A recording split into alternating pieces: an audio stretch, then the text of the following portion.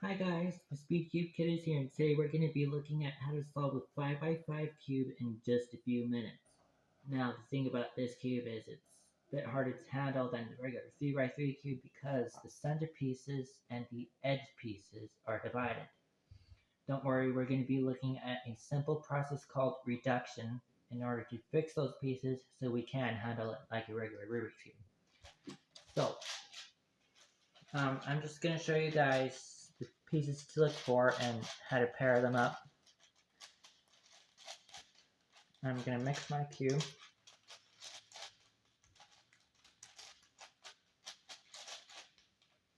Okay, so the first thing we do is we solve the 2x1 bar here. Going to pair two more pieces there. You want the pieces that you're going to pair here to look something like this. We're going to do this 2 times. So you want it to look something like this. Okay, now we are going to make a 3x1 bar of white pieces, and you want it to be vertical to the empty slot here. Okay, now we want to look for a piece that looks like this. It's what I call the middle centerpiece. It's centerpiece, but not the actual one. It moves all over the place. So it's in the middle. We're going to be doing TR, U, U, TR prime. Then we're going to do that again. You want the piece here to be just below the piece that you already solved. We're going to do that same algorithm. TR is the movement of the two right pieces, which goes up. So that's TR, U, U, TR prime. Now we're going to be making a 3x1 bar of yellow pieces. Want it to be vertical to this center piece here.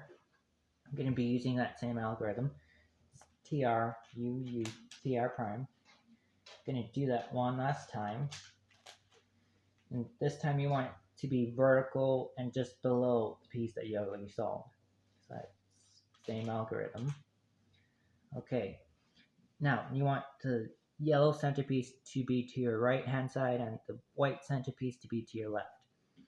And we're going to look for the red centerpiece. You want to pair the middle centerpiece with the actual centerpiece itself. And we're going to pair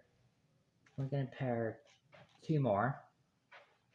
It's going to look something like this, and we're going to connect it to the pieces we already solved. We're going to do that one more time. So that way it looks like 2x6, no, 2x3 red piece. Now, you want to find another little centerpiece and the corner centerpieces. You want to make a 3x1 bar, so you want it to be either on top or on bottom of the cube, so that way we don't mix up the pieces we already solved. We're going to be making a 3x1 bar and insert that.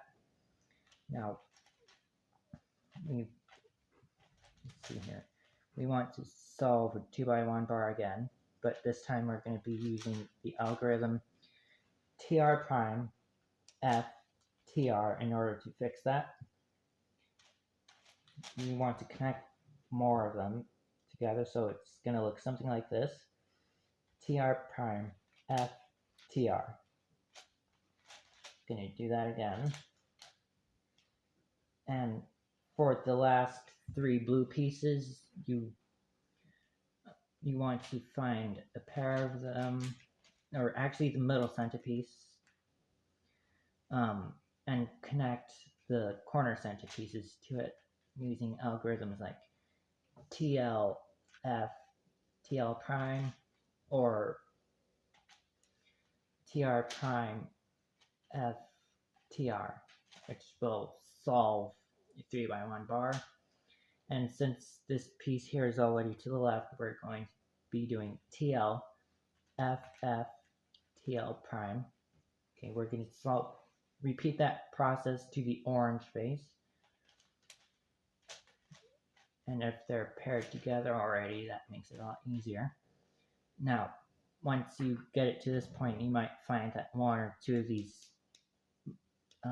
corner centerpieces are unsolved, so we're going to be doing TR prime, TU prime, no, TU, which is the movement of the upper two layers, TR, TU prime, F, TU, TR prime, TU prime, TR.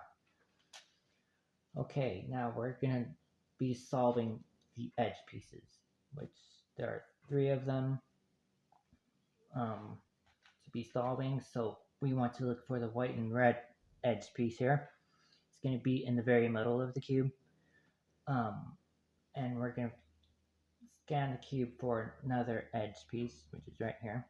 We're going to put that directly opposite of the piece that is in the middle. And since it's on the top half of the cube, we're going to be doing TD, which is the bottom movement of the 2 layers. So that's TD, R, F prime, U, R prime, F, TD prime. And we want to find another one of those pieces. That's going to be TU prime, which is the movement of the upper 2 layers. So that's TU prime, R, F prime, U, R prime, F, TU. Okay. We're going to repeat that process to all the other edge pieces. It's really easy once you remember all the algorithms. I'm going to solve the rest of this cube. So once you have those algorithms memorized, you can start speeding up. But if you're a beginner, you don't want to rush yourself unless you know which pieces to look for and what algorithms to use. If you're an advanced cuber, then I hope this video improves your time, and hopefully you can break your record soon. Tip for you I'm going to give is what I like to do when I'm solving it is keep my thumb here and scan the rest of the cube for the pieces I'm looking for. So I'm going to keep my thumb here and I'm going to insert that so that way I don't forget where the pieces are.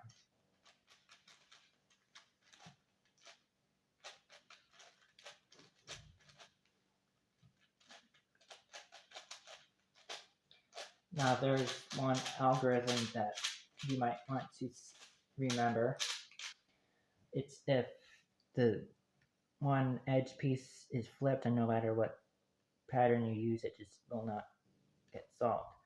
So all the other edge pieces are solved. We're going to be doing TR2, B2, U2, TL, U2, TR prime, U2, TR, U2, F2, TR, F2, TL prime, B2, TR2, which will flip that piece back.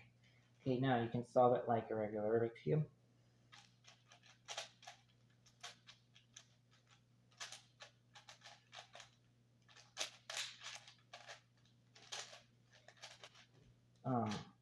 This is a process called reduction. This is just a beginner's method, but advanced cubers use this method as well. And in fact, this is a process that world-class speed cubers like Max Park and Felix Zembed, I don't know how you pronounce his last name, but the world-class speed cubers use this process called reduction. So that's it for my video. You can solve any size cube after this. I'm going to be giving tips from now on, not actual tutorials. So let me know what you think. Yeah, that's all of the cube. And I will see you guys next time. Bye.